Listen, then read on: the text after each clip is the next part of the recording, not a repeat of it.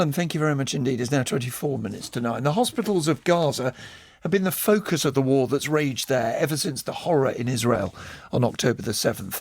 They've not just been crammed full of victims of Israeli attacks, the injured, the maimed, the traumatised. They've become home, a refuge for those whose own homes have been destroyed. And they've become the focus of fighting as Israel targets Hamas fighters who they say have used the sick as cover. I've been speaking to two British surgeons who've just returned from Khan Yunis Hospital. The fighting hasn't come to their door, but it has got ever closer. I spoke to them before they started their working day, a warning the subject of our conversation is inevitably distressing. They are Dr. Graham Groom, who is an orthopaedic surgeon with a long history of visiting the Palestinian territories, and also I spoke to the plastic surgeon Dr. Victoria Rose, who began by telling me about adjusting to life back here at home. We got back on Tuesday to Heathrow at about lunchtime. The sleep has been different in that, I am actually not being woken up by lots of bombing at sort of 3 and 4 in the morning. But the days there were so different from my working day here. As surgeons, our working days start very early. We normally get up and we're in the hospital doing a ward round by 7, aiming to start our operating lists at least 8 o'clock. In Gaza, everything was turned on its head, mainly because of Ramadan. But what we were finding was that the operating sessions wouldn't start till about 10.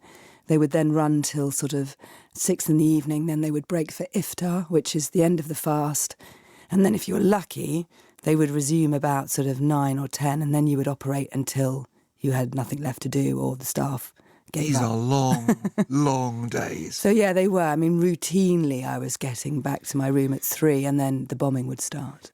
Dr. Groom, you have been in Gaza many times since this conflict began, but many times over the years.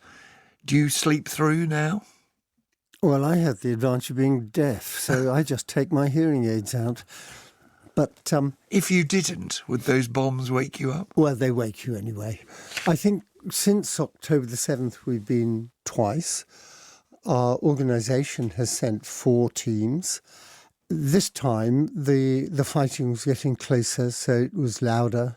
The bombs and the tank shells and the automatic weapon fire. A few months ago, you described it as like a lullaby because it was in the distance. Now? Much more heavy metal. It was much closer. It was much more distressing. I don't think any of us felt threatened personally by it, but it made me more and more angry because as it became closer, it was a very short time before we saw the effects of the bombing. And last time we saw fewer of them. But this time, just walking past the emergency department, for example, a pickup truck filled with distraught people backed up to the door with a pile of entwined corpses, followed by a line of cars with more bodies in the boots. That didn't happen the first time. Injured people in a vehicle with corpses?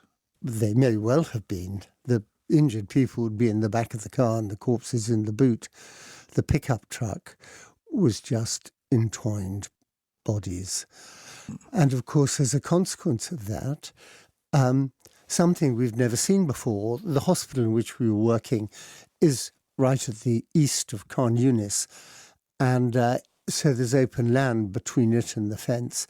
The open land has been taken over almost completely by improvised shelters, but now there is a huge and spreading cemetery, so that the graves of the newly dead are now displacing the shelters of the barely living.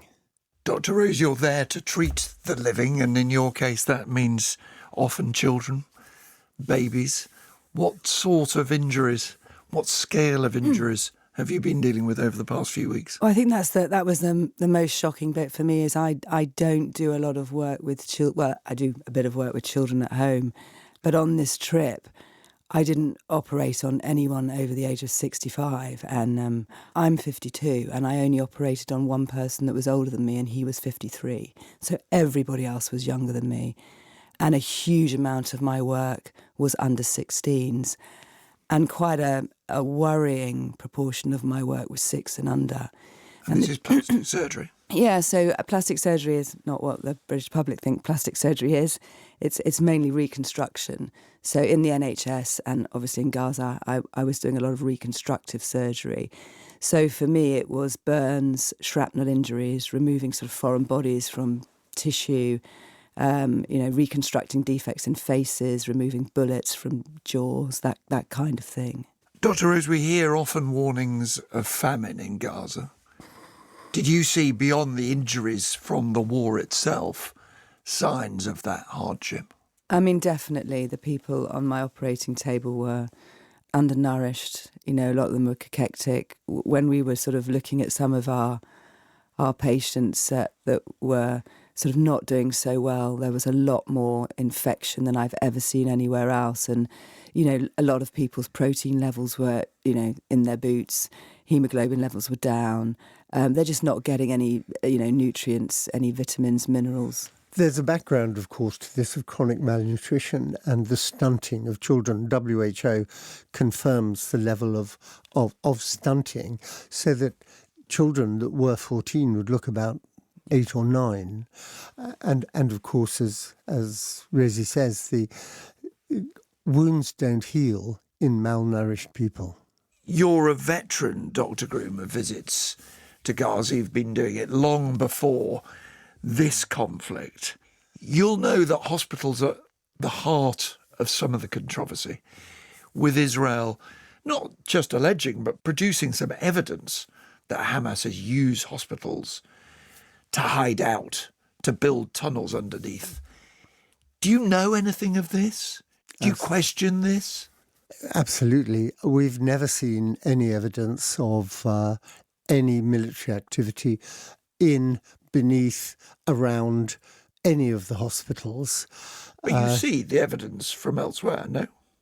I've seen what's been produced now, but I'm not sure that any of us would regard that as evidence. We think that it's very, very thin. And obviously there may be things happening of which we're unaware, but it would be a huge surprise to me if that turned out to be the case. I've been to Gaza before the war a couple of times, and obviously this time I have only ever seen Hamas once, and that was the first time I went at the Erez crossing, and I have never seen any evidence of Hamas, or indeed spoken to any of the staff or patients or friends that we have in Gaza about Hamas.